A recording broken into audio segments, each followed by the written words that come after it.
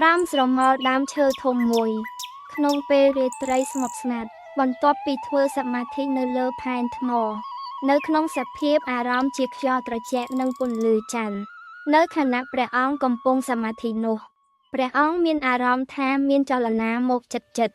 គ្រប់ជ្រុងជ្រោយពេលបាត់ភ្នែកឃើញស្រីស្រស់ម្នាក់កំពុងយាងចូលមកជិតព្រះអង្គនាងស្លៀកសម្លៀកបំពាក់សាមញ្ញប៉ុន្តែគួរឲ្យទាក់ទាញជាទីបំផុតព្រះអង្គមានសេចក្តីដឹងថានាងមិនមែនជាមនុស្សទេ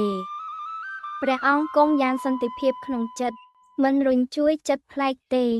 ខណៈដែលនាងនិយាយដោយសំឡេងទន់នាងបានសាច់តិចហើយបង្ហាញចង្កូមស្រួចមុតក្នុងបែបបត់លាក់លៀមពេលនោះភិក្ខុសេនយល់ច្បាស់ថានាងជាខ្មោចដែលបន្តរូបមកបំភាន់មិនយូរបន្ទាប់ពីសាច់រួចកាយដ៏ស្រស់ស្អាតនោះចាប់តាមប្រែទៅជារូបរាងពិតរបស់នាងផ្ទាល់ហើយបានបង្ហាញស្បែកខ្មៅមុខមាត់របួសពុករលួយនិងភ្នែកសស្លែតទន្ទឹមនឹងនោះមានក្លិនស្អុយចេញពីសាច់រូបរាងកាយរបស់នាងប៉ុន្តែភិក្ខុសេនមិនខ្លាចនោះឡើយព្រះអង្គបានសម្ដែងថ្លែងពាក្យប្រោសល្អដោយចិត្តមេត្តារបស់ព្រះអង្គ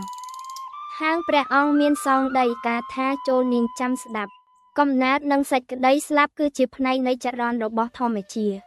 មនុស្សទាំងអស់មានពេលកើតមានពេលស្លាប់បានអ្នកនៅក្នុងសេចក្តីវេទនាសូមទប់ចិត្តលើកុសលធម៌ដើម្បីចាត់ចេញពីភាពអាបធ្មប់នេះនាងស្ទាក់ស្ទើរក្នុងរយៈពេលនោះបន្ទាប់មកភ្នែករបស់នាងក៏បង្ហាញភាពស្រស់ស្រាយជាលើកចុងក្រោយរូបនាងរលាយបាត់ទៅជាពណ៌លឺតូចស្រាលបក់ទៅក្នុងខ្យល់នាពេលយប់នោះបាត់ទៅហាក់ដូចជាចូលទៅក្នុងសពនិរន្តរ៍របស់ព្រលឹង